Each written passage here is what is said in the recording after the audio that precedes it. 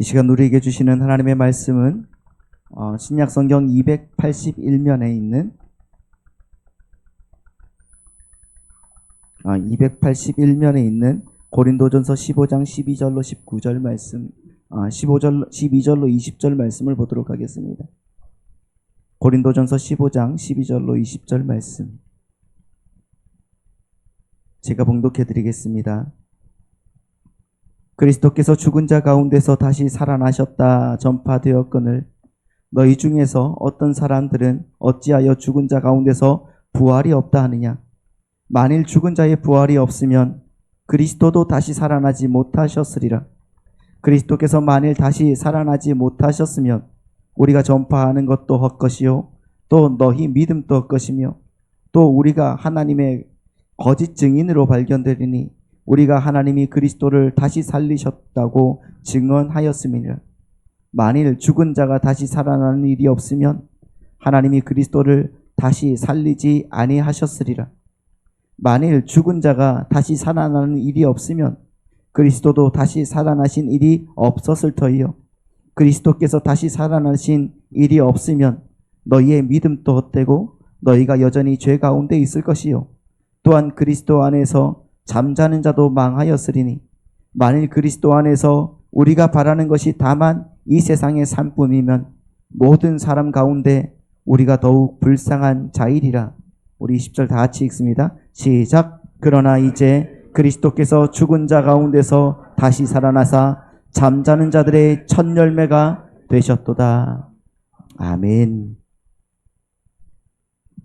오늘 또 살아계신 우리 주님의 그 은혜가 우리 사랑하는 우리 성도님들의 삶에 가득하시길 바라고 축복합니다.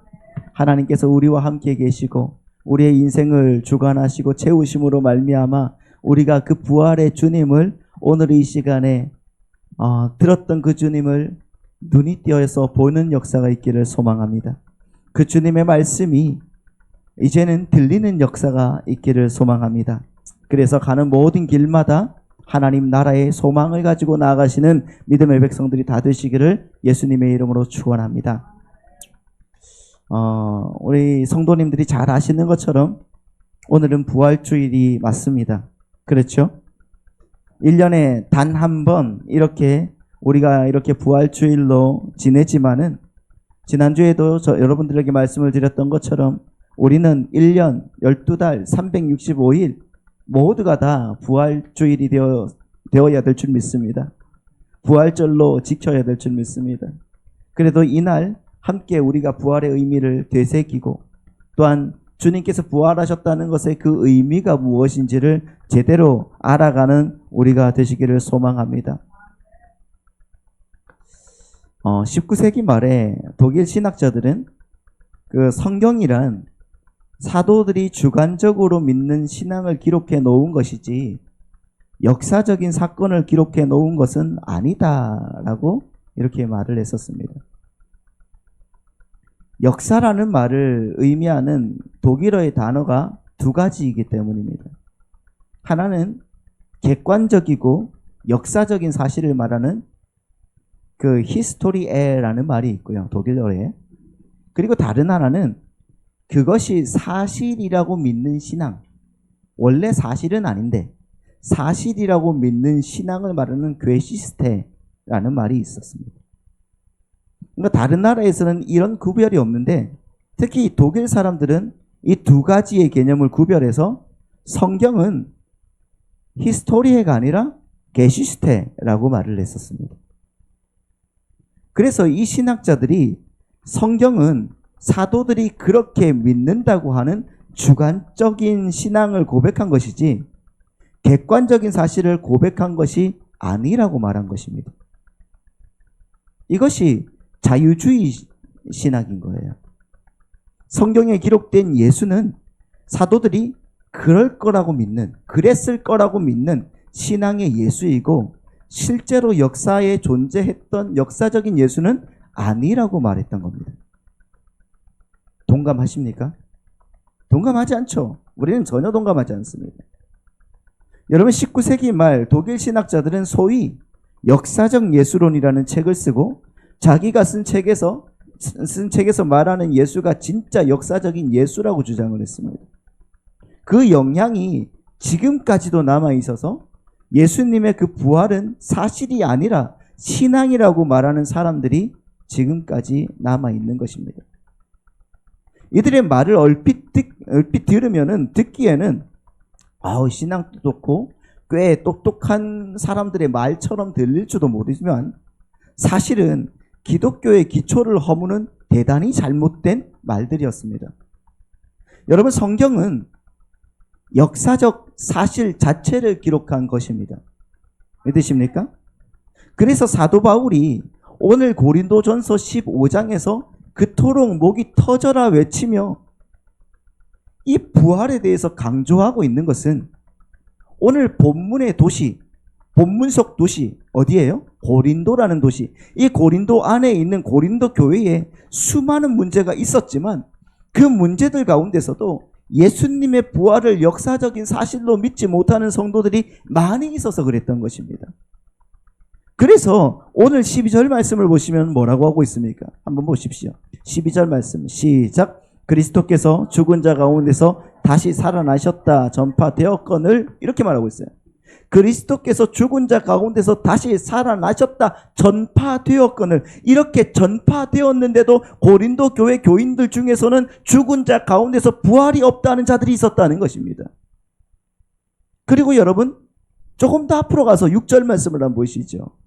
6절 말씀을 보시면은 시작. 그 후에 500여 형제에게 일시에 보이셨나니 그 중에 지금까지 다수는 어떻게 됐다고요? 살아있다고.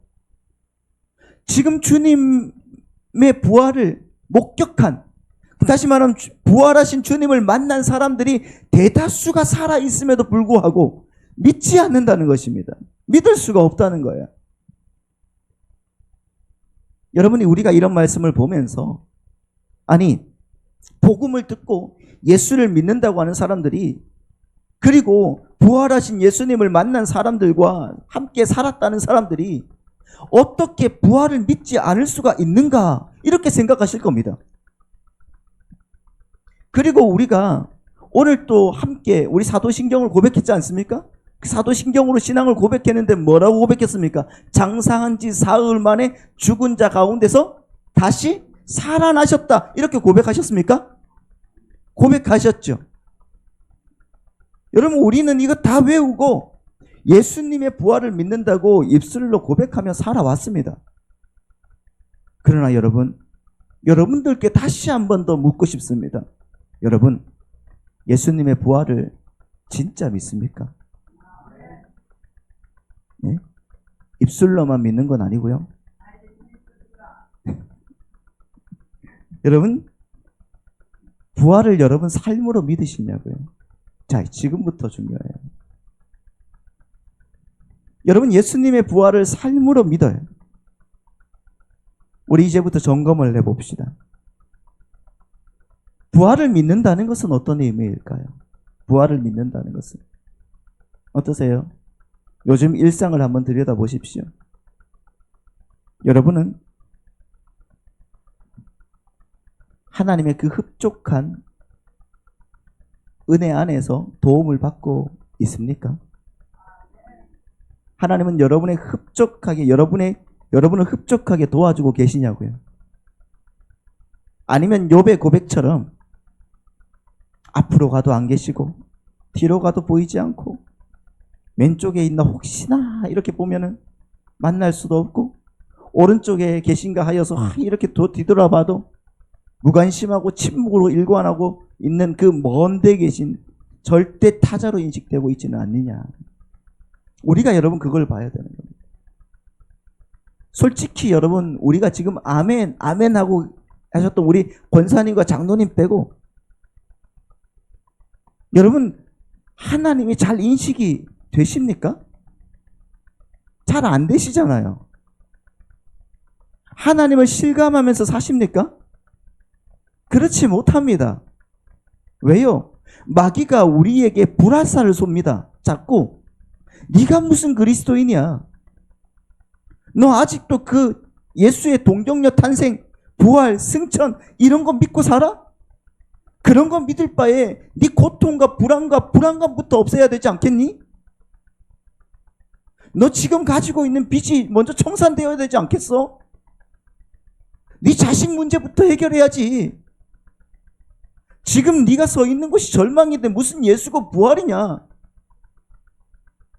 계속적으로 우리에게 불화살을 쏘고 있는 거 아닙니까? 그러면서 우리를 자꾸 절망의 골짜기로 몰아갑니다. 이 절망이라는 말이 여러분 우리에게 현실이 되면 우리는 아무것도 할 수 없을 때가 많아져요. 여러분 갑자기 닥치는 그 불안감 속에 빠져들어 봤습니까? 이거 이러다가 나 망하는 거 아니야? 아이고, 나 돈 한 푼도 없는데 이번 달 카드 값은 어떻게 다 메꾸지?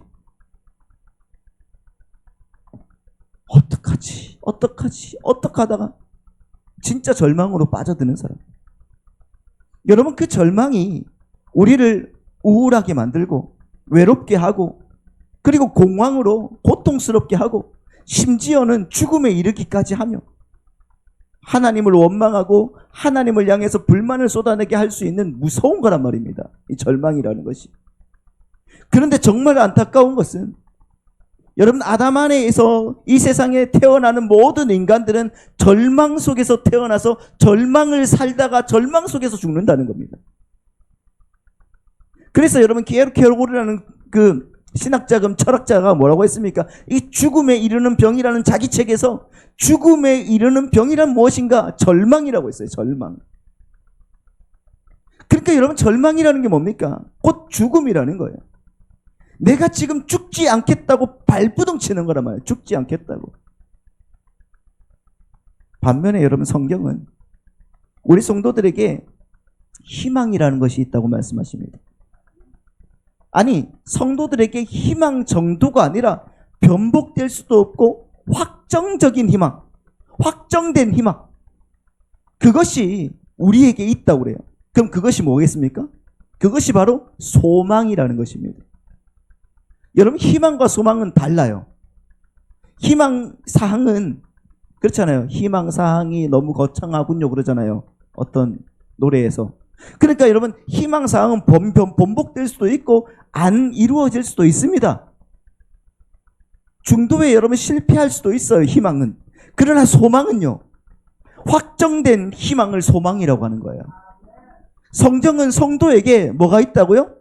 환난 중에서도 너에게 소망이 있다고 말씀하고 있습니다. 그렇다면 소망을 가진 성도는 절대 절망이 주는 그 불안과 외로움의 쓴잔을 들이키지 않는다는 것입니다.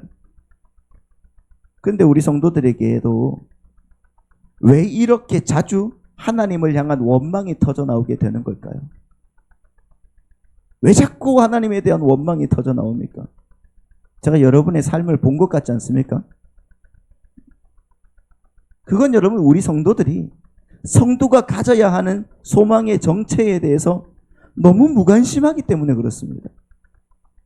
그래서 오늘은 바로 그 소망, 여러분 성도가 절망의 현실 속에서 그 현실을 밟고 일어설 수 있는 그 소망이 무엇인지를 오늘 말씀을 통해서 한번 생각을 해봐야 되는 거죠.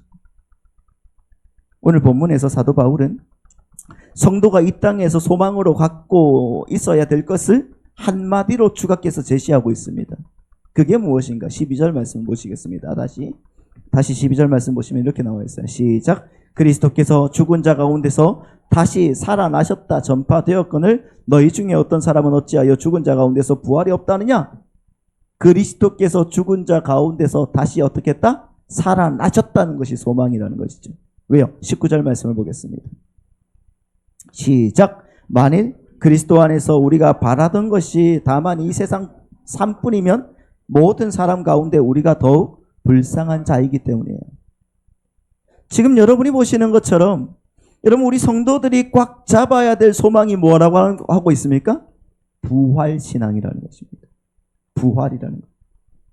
만일 이 세상의 삶이 끝이라면 여러분 정말 우리 성도가 이 세상에서 겪는 고난과 시험 등은 우리 성도를 우울하게 하고 고통스럽게 하고 죽고 싶게 만들어야 되는 것이 맞습니다. 그래서 우리는 원망과 고통으로 사는 게 맞아요. 그 그런데 이 땅의 삶이 끝이 아니라 이 땅의 삶과는 비교할 수 없는 영원한 삶이 존재하고 그 영원 속에서 살 수 있는 신령한 몸이 성도에게 새로 주어지게 된다는 된다는 부활신앙이 우리 성도들에게 있는 한, 여러분, 우리 성도들은 이 땅의 어둡고 암담한 그 현실 속에서 좌절하거나 절망할 수 않을 수 있게 된다는 것을 믿으시기 바랍니다. 왜요? 이 땅의 삶이 끝이 아니니까요. 그런데 만일 이 생의 현실로 모든 게 끝난다면, 그렇게 고난과 수고를 감수하면서 사는 우리 성도야말로, 여러분, 이 세상에서 가장 불쌍한 사람들이 맞아요? 틀려요? 맞는 거죠. 뭔가 있는 줄 알고 내가 손해도 감수하고 희생도 감수하면서 살았는데 이 세상이 끝이면은 제일 불쌍한 인간들이 바로 우리 아닙니까? 생각을 해보십시오. 이 생이 끝인데 왜 참고 사십니까? 지금 이 생이 끝인데 왜 참고 사세요? 왜 이 생이 끝인데 당해주냐고요? 이 생이 끝인데 왜 용서를 하고 사십니까? 어떻게 해서든지 내 걸 찾아 먹어야죠. 내 유익을 챙겨야죠. 이 생이 끝인데. 여러분, 정말 부활을 믿으십니까? 부활의 몸으로 살아나 영원히 살게 되는 그 새하늘과 새 땅의 존재를 믿으십니까? 성도들에게 있어서 이 세상과 육신은 영원한 하나님 나라를 배우고 훈련하며 실습하는 장일 뿐임을 여러분 믿으십니까? 그리고 여러분은 반드시 그 새하늘과 새 땅에서 부활하실 것을 믿으십니까? 막연하지 않고요? 진짜 그렇게 믿으십니까? 만약에 여러분이 막연하시다면 우리 성도님들은 신앙생활을 하면서 그동안 엉뚱한 것만 배워오신 거예요. 진짜 부활이 있을까? 나도 저기에 들어가서 진짜 부활의 삶을 살 수 있을까? 이게 여러분 막연하시다면 엉뚱한 것만 배워오신 거란 말입니다. 여러분, 오늘 말씀을 통해서 그 부활신앙을 확고하게 붙들고 돌아가시기를 부탁드립니다. 우리가 그 부활신앙을 확고하게 붙들기 위해서는 먼저 기독교의 핵심이 뭔지를 확실하게 이해하고 가셔야 돼요. 이 기독교의 핵심을 아주 짧은 문장으로 훌륭하게 요약하고 있는 부분이 있는데요. 그 본문이 바로 오늘 본문의 바로 위에 있는 거예요. 자, 보십시오. 고린도전서 15장 1절로 4절 말씀입니다. 이게 기독교의 핵심이에요. 1절입니다. 형제들아, 내가 너희에게 전한 복음을 너희에게 알게 하노니 이는 너희가 받은 것이요 또 그 가운데 선 것이다. 그렇게 무슨 말씀이면, 이 말씀은 지금 바울이 이제부터 내가 복음을 얘기할 거야 이렇게 얘기하는 겁니다. 그렇죠? 이제부터 내가 복음을 이야기할 거야. 2절, 너희가 만일 내가 전한 이 말이 뭐죠? 그 말이 뭐죠? 복음이라는 거예요. 그 복음을 굳게 지키고 헛되이 믿지 아니하였으면 그로 말미암아 구원을 받았으리라. 그러면 내가 전한 그 말이 뭔가? 이 복음이 3절 4절에 나오죠. 3절 4절입니다. 우리 다 같이 시작. 내가 받은 것을 먼저 너희에게 전하였노니 이는 성경대로 그리스도께서 죽으시고 장사 지낸 바 되셨다가 성경대로 사흘 만에 다시 살아나사. 그렇죠. 이는 성경대로 그리스도께서 우리 죄를 위하여 죽으시고 장사 지낸 바 되셨다가 성경대로 사흘 만에 다시 살아났다. 여러분, 이게 복음의, 기독교의 핵심이란 말입니다. 이걸 캐리그마라고 하거든요. 설교라고 하는 거예요. 설교. 그러니까 기독교를 말할 때, 기독교를 설교할 때는 항상 이 복음이 들어가야 된다는 거예요. 다른 거 하나도 집어넣으면 안 된다는 겁니다. 예수 그리스도만 들어가야 된다는 거예요. 그러니까 바울은 이 구절이 성경 전체를 줄이고 또 줄이고 요약하고 또 요약해서 딱 한 문장으로 딱 줄여놓은 이 부분이 바로 핵심이다 말하고 있는 거예요. 이게 기독교의 핵심이란 말입니다. 뭐라고요? 3절 4절 다시 한번 읽어볼까요? 외우십시오. 3절 4절 앞에 있어요. 시작. 내가 받은 것은 먼저 너희에게 전하였노니 이는 성경대로 그리스도께서 우리 죄를 위하여 죽으시고 장사 지낸 바 되셨다가 성경대로 사흘 만에 다시 살아나셨다. 할렐루야. 정말 간단하지 않습니까? 복음이? 예수님이 그리스도이신데 그분이 성경대로 우리 죄를 위하여 죽으시고 장사 지낸 바 되셨다가 성경대로 다시 살아나셨어. 며칠 만에? 사흘 만에. 끝. 이게 여러분 믿는 사람들인 다 구원이란 말이에요. 그런데 한번 생각을 해보십시오. 이게 뭐 그렇게 대단한 것이기에 이걸 믿으면 구원을 받는다 그래요. 여러분, 많은 사람들이 예수님이 자기의 죄를 위해서 죽으셨다, 나의 죄를 대속하기 위해서 예수가 십자가에 달려 죽으셨다는 것은 믿어요. 믿는다고요, 많은 사람들이. 하지만 자기 의를 위해서 부활하셨다는 것에는 별 관심이 없어요. 그저 나는 예수 그리스도의 십자가로 구원을 받았으니까 그 예수의 힘을 이용해서 이 땅에서도 잘 먹고 잘 살자. 그게 지금 우리들의 복음이 된 것 아닙니까? 아니에요, 여러분. 복음은 예수님의 살아나심, 십자가를 포함하여서 죽으시고 다시 사흘 만에 살아나심, 그 부활까지가 복음이란 말입니다. 할렐루야. 그 복음은, 그 부활은 저와 여러분의 부활도 함께 포함되고 있는 거예요. 그래서 우리는 그 부활 이후의 삶을 소망하면서 사는 성도들이라는 것입니다.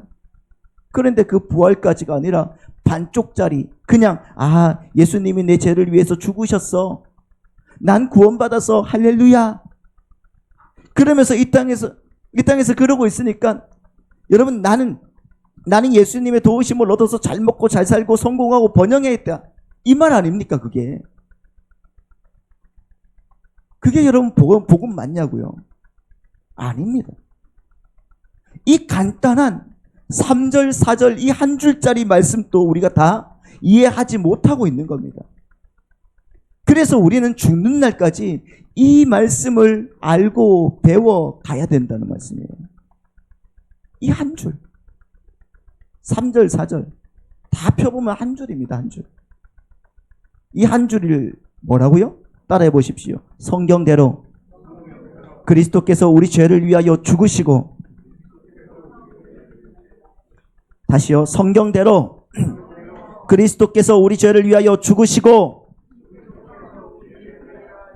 장사 지낸 바 되었다가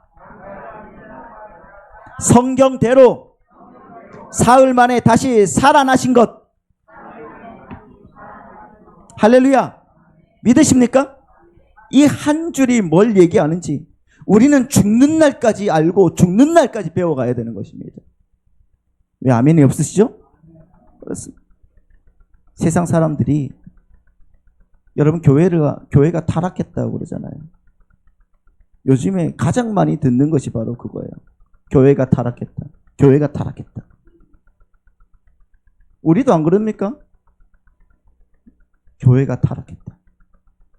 그런데 왜 오늘날 하나 둘 셋. 그런데 왜 오늘날 교회가 이렇게 타락했습니까? 왜요? 부활신앙을 잃어버렸기 때문입니다. 기복주의, 성공주의, 그렇잖아요. 신비주의, 번영신학, 고지론, 이 모든 것들은 다 부활신앙의 실종의 결과물들인 겁니다.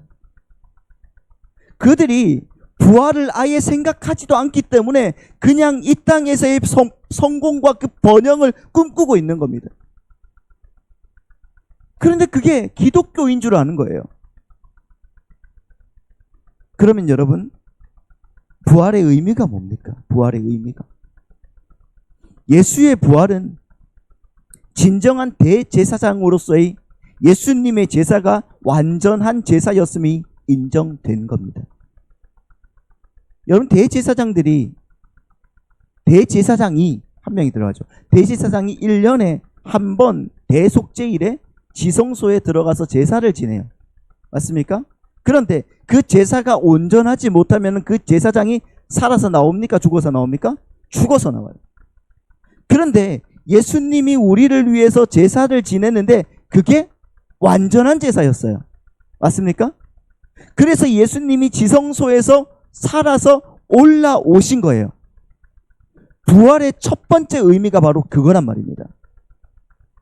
그리고 동시에 그러한 예수님의 완전한 십자가의 제사로 말미암아 그 안에서 연합된 예수님의 그 형제들이 바로 그러한 모습으로 다시 새로운 생명으로 창조가 될 것임을 공포하는 사건이 바로 예수님의 부활 사건이란 말입니다. 그래서 여러분, 오늘 또 우리가 예배 시간에 했던 이 신앙 고백, 사도신경 안에 장사한 지 사흘 만에 죽은 자 가운데서 다시 살아났다, 부활하셨다는 게 굳이 들어가 있는 거란 말입니다. 그러니까 여러분, 예수님의 부활은 우리 성도 전체의 부활에 대한 보증서나 확증서 같은 거예요. 왜? 주님이 부활하셨기 때문에 우리도 함께 부활할 것이다는. 그러면 오늘 본문으로 돌아가십시오. 오늘 본문으로 돌아가서 고린도전서 15장 20절 말씀을 한번 보시겠습니다. 같이 한번 읽어볼까요? 시작. 그러나 이제 그리스도께서 죽은 자 가운데서 다시 살아나사 잠자는 자들의 첫 열매가 되셨도다. 사망이 한 사람으로 말미암았으니 죽은 자의 부활도 한 사람으로 말미암는도다. 아담 안에서 모든 사람이 죽은 것 같이 그리스도 안에서 모든 사람이 삶을 얻으리라. 아멘? 이것을 믿습니까? 여러분, 부활의 삶이 우리에게 약속되어 있다라는 그 사실을 정말로 믿습니까? 그 삶이 뭡니까? 그 부활의 삶이 뭐죠? 영원이에요. 영원. 영원입니다. 그 영원으로 가기 위해서 우리 이 시간에 여러분 잠깐 이 과정을 거치는 게 이 생이란 말이에요. 그런데 어떤 자칭 성도라고 하는 사람들은 이 이생에 여기에 목숨을 걸고 살고 있지 않습니까? 그걸 부활신앙 갖고 있는 사람, 그거는 부활신앙이 갖고 있는 사람이 아니란 말이에요. 그건 성도가 아니란 말입니다. 지금 바울이 예수님의 부활을 가리켜서 뭐라고 하고 있어요? 잠자는 자들의 첫 열매라고요. 오늘 제목이 뭐예요? 잠자는 자들의 첫 열매. 잠자는 자들의 첫 열매라고 하고 있습니다. 여러분, 이 말씀을 주의 깊게 한번 보십시오. 주의 깊게 보셔야 돼요. 그 첫 열매라는 이 단어는 그냥 나무에서 열리는 과일로 사용되는 용어가 아니에요. 이 첫 열매라는 이 단어는 제사 용어입니다. 제사 용어. 여러분, 이스라엘은 율법을 따라서 여러 절기가 있죠. 그렇죠? 율법을 따라서 여러 절기가 있어서 그걸 지켜야 했는데 그 중에서 반드시 지켜야 될 절기가 3가지가 있는데 그 3가지가 어떤 절기입니까? 첫 번째가 유월절, 그 다음에 칠칠절, 그 다음이 수장절입니다. 유월절과 칠칠절과 수장절이 있어요. 그럼 유월절이 뭡니까? 유월절은 여러분들도 아시다시피 어린 양의 피를 발라 죽음의 신이 넘어가는, 그렇죠? 그 사건이었어요. 출애굽할 때. 다시 말하면 이 유월절의 영적 의미가 뭐죠? 그러면 어린 양이신 예수 그리스도의 피로 말미암아 은혜로 값없이 구원을 얻게 될 영적 이스라엘인 교회의 구원을 그 내용으로 담고 있단 말입니다. 다 아는 내용이죠? 그리고 두 번째, 칠칠절은요. 6월절 이후로 7 곱하기 7이에요. 7 곱하기 7, 1 곱하기 7일은 7 곱하기 7은 49일. 그냥 6월절 그 다음 날부터 49일, 즉 50일째 되는 날. 하나님이 거두게 하심에 감사해서 드리는 제사. 그래서 이 절기를 뭐라고 한다? 맥추절이라고 하는 거예요. 그리고 맥추절의 영적 의미는 하나님의 은혜로 약속의 땅에서 열매로 추수가 될 하나님의 백성들의 그 종말론적 상태를, 그 상태를 가리켜서 그 내용으로 하고 있는 겁니다. 그래서 여러분, 그 맥추절을 가지고 오순절이라고 그래요. 왜? 그때 성령님이 우리 가운데 오셨거든요. 그 오순절날 성령이 임하고 교회가 탄생했죠. 교회가 어떻게 된 거예요? 그러면 추수가 된 거란 말입니다. 그래서 맥추절과 오순절을 혼용해서 많이 쓰십니다. 그리고 마지막으로 수장절이 있어요. 이 수장절은 추수한 것을 창고에 쟁겨놓는 날을 말하거든요. 창고에 쟁겨놔요. 그러니까 이 수장절의 영적인 의미가 뭐냐고 하면은 하나님의 은혜로 풍성한 하늘의 그 풍요를 기업으로 받게 될 그 새 하늘과 새 땅에서의 그 교회의 풍요를 그 내용으로 담고 있는 겁니다. 그런데 여러분 여기에서 질문, 이 세 절기가 있잖아요. 중요한 대표적인 이 세 절기가 있는데 이 절기들을 다 이스라엘 백성들은 어디에서 지낼까요? 광야에서. 광야 어디? 텐트에서. 광야에서 자기들의 텐트 안에서, 천막 안에서 지내요. 근데 한번 생각을 해보십시오. 왜 텐트에서 지냅니까? 왜? 이 좋은 풍요를 좋은 호텔이나 궁궐을 지어서 지내면 안 됩니까? 네? 문제는 여러분, 이게 나의 의지와 내 능력으로 했으면 그렇게 해도 되는 거예요. 하지만 그 모든 것은 오직 누구의 은혜?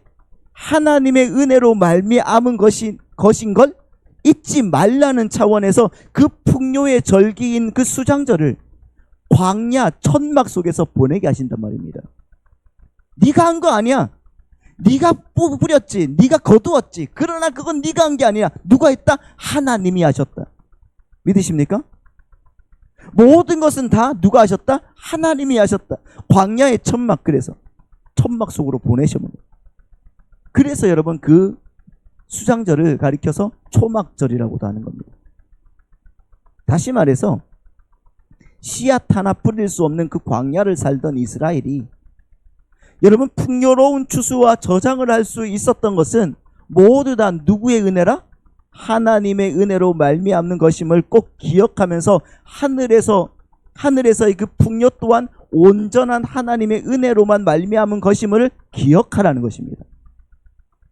그걸 인정하라는 거예요. 그래서 수장절이고 초막절이라는 것입니다. 그렇게 여러분 이스라엘의 그 모든 절기들은 예수님을 그 내용으로 하고 있단 말이에요. 그렇죠? 절기들은 다 예수님을 내용으로 하고 있어요. 그래서 예수님이 오신 이후에는 그 모든 절기 지킴이 필요 없게 돼버린 거라고요. 모든 절기의 완성이 오셨는데, 근데 여러분 지금 또 제7일 안식교, 우리는 안식일을 꼭 지켜야 돼요 하면서 토요일날에 예배드리는 인간들이 있어요.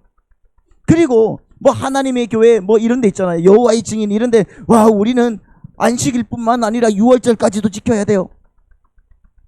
예수님이 진짜가 오셔가지고 다 무너졌는데도 불구하고 그 진짜가 아니라 가짜를 지키려고 노력하는 이단들이 있단 말입니다. 근데 여러분 사도 바울이 뭐라고 했는지 아십니까? 골로새서 2장 16절 말씀을 보시죠. 골로새서 2장 16절 시작. 그러므로 먹고 마시는 것과 절기나 조하루나 안식일을 이유로 누구든지 너희를 비판하지 못하게 하라.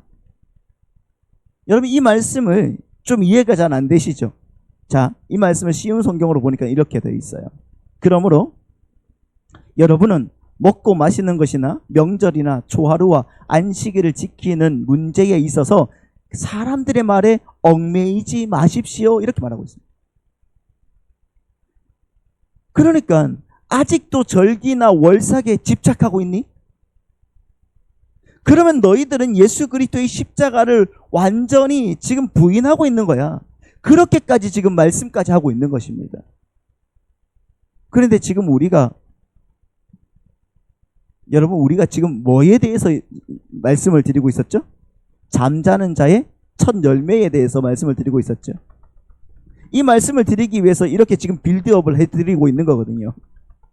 이걸 여러분 계속 생각을 하면서 이제 그 절기들 생각을 하면서 절기의 주인은 누구시다? 예수 그리스도시다. 이 생각을 하면서 그런데 여러분 그 중에 레위기 23장에서 보시면은 6월절 사흘 후에 첫 이삭을 드리는 날로 드리게 했거든요. 보십시오. 레위기 23장 9절 10절 말씀을 먼저 봅시다. 같이 읽겠습니다. 시작. 여호와께서 모세에게 말씀하여 이르시되 이스라엘 자손에게 말하여 이르라.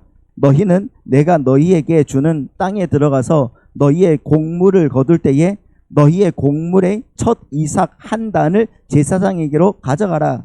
그랬죠. 그랬는데 자, 11절. 그게 언제예요? 11절 시작. 제사장은 너희를 위하여 그 여호와 앞에 기쁘게 받으심이 되도록 흔들되 안식일 이튿날에 흔들 것이며, 이렇게 말하고 있어요. 그럼 안식일은 언제예요? 우리로 말하면 토요일이죠. 그렇죠? 그리고 그 이튿날이면, 안식일 이튿날이면 언제예요? 우리가 지키는 주일이죠. 그러니까 예수님이 십자가에 죽으시고 난 사흘째 되는 날, 그때가 첫 이삭을 드리는 날인데, 그날에는 이스라엘이 그해 최초로 거둔 이삭을 하나님 앞에 드리고 죄사를 지냄으로 해서 그들에게 허락된 그 모든 이삭, 모든 열매, 그리고 앞으로 그들이 거두게 될 모든 이삭과 그 모든 열매는 전부 다 누구의 것이다? 하나님의 것입니다. 이런 고백을 하게 했단 말이에요. 그게 첫 이삭을 드리는 날이란 말입니다. 그 절기를 여러분들의 머릿속에 두시고 예수님께로 한번 가보세요. 예수님은 여러분 6월절 날 돌아가셨습니다. 맞습니까? 어린 양이 되셔서 돌아가신 거예요. 도살 당하신 겁니다. 그리고 사흘 후에 첫 이삭 드리는 날에 부활하셨어요. 그걸 사도 바울이 오늘 본문에서 뭐라고 해요? 부활의 첫 열매, 잠자는 자들의 첫 열매라고 이야기하는 것입니다. 그러면 그 첫 이삭을 드리는 날 드렸던 그 첫 열매가 상징하고 있는 게 뭐다? 아까 그랬잖아요. 그 첫 열매가 뭘 상징하는 것이다? 내가 앞으로 거둘 것, 앞으로 우리가 거둘 열매들, 이 모든 것들은 다 누구의 것이다? 하나님의 것이다. 그러니까 여러분, 잠자는 자들의 첫 열매로 주님께서 오셨다는 것은 무슨 말이에요? 나머지 열매들은 전부 다 누구의 것이다? 하나님의 것이라는 고백이란 말이에요. 그러니까 이 첫 열매라는 말이 품고 있는 그거 있잖아요. 한 알의 밀알이 죽으면 어떻게 된다고 했습니까? 떨어져서 죽으면 많은 열매를 맺게 된다고 했죠. 맞습니까? 그 첫 열매이신 주님께서 한 알의 밀알이 되어서 죽으심으로 말미암아 수없이 많이 열리게 될 그 열매, 그 열매가 누구예요? 그 열매들이 누구십니까? 교회예요, 교회. 바로 여러분 우리란 말입니다. 그 교회가 바로 이 예수님처럼 부활해서 하나님의 것이 될 것입니다 라는 의미에서 예수님이 첫 이삭을 드리는 날에 그렇게 부활하신 거란 말이에요. 그래서 사도 바울이 잠자는 자들의 첫 열매다 그렇게 말씀하고 있는 거예요. 할렐루야. 그게 부활의 의미예요. 다른 게 아니라.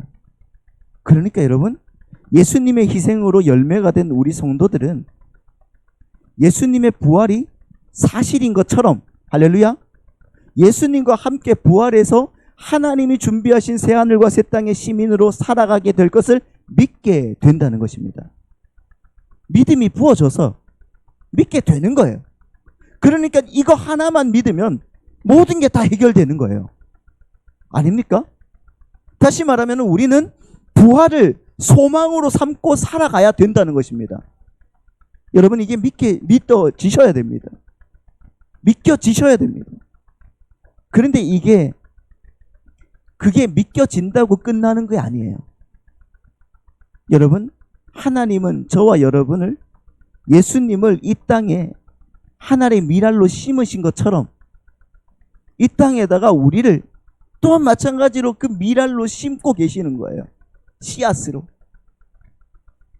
그 씨앗으로 심고 계신단 말이에요. 그렇게 여러분, 씨앗은 반드시 자기의 육신을 찢고 나와야 되는 겁니다. 씨앗에 뿌리가 생겨야 되잖아요. 찢고 나와야 돼요. 죽어야 됩니다. 그래야지 그 생명으로, 새 생명으로 태어나는 거잖아요. 그래서 성도의 삶이 여러분 이렇게 고단하고 힘든 거예요. 예수 믿으면 즐거울 줄 아셨죠? 예수 믿으면 맨날 감사가 넘칠 줄 아셨죠? 예수 믿으면 뭔가 될 줄 아셨죠? 솔직히 여러분 보십시오. 하나도 안 되고 있지 않습니까? 고단하고 힘들어요. 근데 아니, 내가 어떤 교회 잘 다니는 사람들 보니까 아무 문제 없이 잘 살고 잘 먹던데 건강하고 은퇴 잘해서 돈도 많고 자녀들도 잘 되고. 근데 여러분 그런 사람한테 한번 물어보십시오. 진짜 행복한가? 그럼 뭐라고 하는지 아십니까? 공허하다고 해요. 공허하다. 여러분 윈스턴 처칠이 죽으면서 뭐라고 했는지 아십니까? 아휴, 이게 인생이야? 너무 허무하다. 귀족의 아들로 태어나서 그렇게 자라면서 전 세계를 호령했던 사람이에요. 윈스턴 처칠이. 근데 죽으면서 그래요. 이게 인생이야? 너무 공허하고 너무 허무하다. 여러분, 이건 고통입니다. 마귀가 쾌락과 여러 가지 화려한 것으로 매력으로 위장하고 있을 뿐이라는 거예요. 그들이 고통을 살면서 고통이 뭔지를 몰라요. 못 느낍니다. 마귀 때문에. 그걸 여러분 우리는 영적인 문둥병이라고 말하는 거예요. 그런데 우리는 이 세상 속에서 그 고통을 느낄 수 있는 사람이 되어야 되는 거예요. 여러분 우리가 문둥병자가 아니라면 우리는 이 세상에서 고통을 겪으셔야 되는 것입니다. 그래서 하나님이 우리를 지금 이 고통 속에 놔두는 거예요. 그렇다고 슬프다고 여러분 한강에 가서 뛰어내리시면 절대로 안 됩니다. 여러분 우리는 지금 그렇게 여러분 육을 부인하는 삶, 육으로 씹는 삶이 되어야 되는 것입니다. 그렇게 사셔야 되는 것입니다. 예수님이 하늘의 미랄이 되셔서 땅에 심겨 죽으셨잖아요. 그런데 거기에서 수많은 열매들이 일어난 것처럼, 우리들이 일어난 것처럼, 바로 그게 바로 우리인 것처럼 우리도 그렇게 바로 땅에 심겨주는 삶을 살아야 된다는 것입니다. 여러분 완전히 죽지 않으면 부활이 없습니다. 완전히 죽지 않으면 부활이 없어요. 완전히 죽지 않은 상태에서 다시 살아난다는 것은 부활이라고 그러지 않으면 회복이라고 그러죠. 그렇죠? 부활이라고 안 그런단 말입니다. 그런데 그렇게 회복된 자는 곧 또 어떻게 된다고요? 죽어요. 병 낫는 거, 뭐 죽었다가 다시 살아난 거, 그런 거 여러분 부러워하지 마십시오. 곧 또 죽습니다. 나사로는 자기가 기어 나온 그 무덤으로 얼마 있다가 도로 다시 기어 들어갔어요. 사도행전의 도르가 죽었다가 살아났잖아요. 근데 다시 죽었습니다. 마찬가지입니다. 근데 왜 그걸 부러워하시냐고요. 여러분 우리는 이제 죽지 않아요. 육신의 그 숨을 놓은 거, 그거 여러분 죽는 게 아니란 말입니다. 영원 속으로 부활의 문을 열고 들어간다는 말이에요. 그런데 왜 그렇게 우리가 힘들어하냐고요. 왜 그렇게 외로워하냐고요. 그리스도인의 삶은 원래 이 땅에서 죽는 과정이란 말입니다. 사도 바울이 고린도전서 15장 36절에서 뭐라고 하는지 보십시오. 36절 시작. 어리석은 자여, 네가 뿌리는 씨가 죽지 않으면 살아나지 못하겠고. 네가 뿌리는 씨가 죽지 않으면 살아나지 못하겠고. 그 씨가 뭐예요? 누구예요? 나예요. 나. 내 육신 죽이는 거란 말이에요. 내 육신. 세상에 대하여 이 땅에서 내 육신을 죽여가는 거예요. 죽지 않으면 안 살아나는 거예요. 그래서 아주 차근차근 밟아버리신단 말이에요. 하나님이. 자꾸 살아나려고 하니까 내가. 그러면 여러분 주님께서 차근차근 밟고 계시면은 감사해야죠. 그래서 예전에 여러분 우리 기독교 선배들을 뭐라고 했는지 아십니까? 그리스도인들을 마조이스트라고 했어요. 변태들이라고 했단 말이에요. 쟤네들은 어떻게 저런 상태에서도 기뻐할 수가 있지? 왜? 부활의 신앙을 가졌으니까요. 여러분 우리가 다 그런 부활의 신앙을 가지시길 바라고 축복합니다. 여러분 우리가 새로운 형제, 새로운 형체, 부활의 몸을 입기 위해서는 이 땅에서 씨앗으로 심겨 죽어야 됩니다. 그래야 새 것으로 입을 수가 있다는 말입니다. 따라서 우리 성도의 삶에 섬기는 삶, 용서의 삶, 져주는 삶, 당해주는 삶이 허락되는 것은 여러분 그것은 우연이 아니라 필연적이라는 것입니다. 그러니까 여러분들에게 왜 그 원수 같은 남편이 왔는지, 아시겠죠? 왜 여러분들에게 그 왼수 같은 마누라가 들어왔는지, 자식이 들어찼는지 아시겠죠? 우리는 죽는 거예요. 내가 씨앗이 되어서 죽는 거란 말입니다.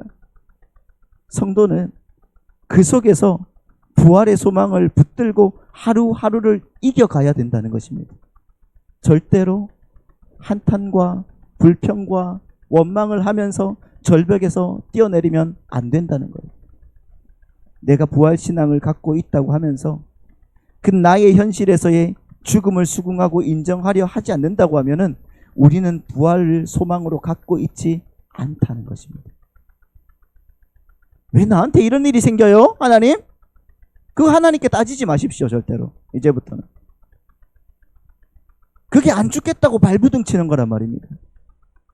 왜 나한테 이런 일이 생기냐고? 죽어야 산다니까요.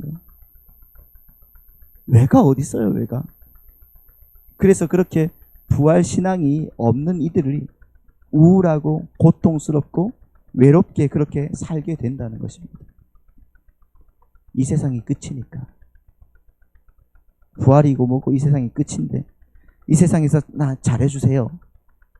그런 신앙을 갖고 있는데 어떻게 안 외로울 수가 있겠습니까? 어떻게 안 우울하겠습니까? 이 세상을 뭐라고 해요? 고통의 바다라고 하지 않습니까? 고해와 같은 이 세상을 살면서 마지막으로 여러분들께 말씀을 드리겠습니다. 그래서 저는 늘 우리 성도님들께 죄송합니다. 설교를 오래 해서도 죄송하지만 여러분들께 이 부활절에 참 잘 될 거예요. 기도 많이 하십시오. 헌금 많이 하세요. 그러면 다 잘 될 거예요. 이런 약속을 못 해드려서 정말 죄송합니다. 죽을 때까지 그런 약속을 못 해드릴 것 같습니다. 왜? 성경이 말씀하고 있지 않기 때문에.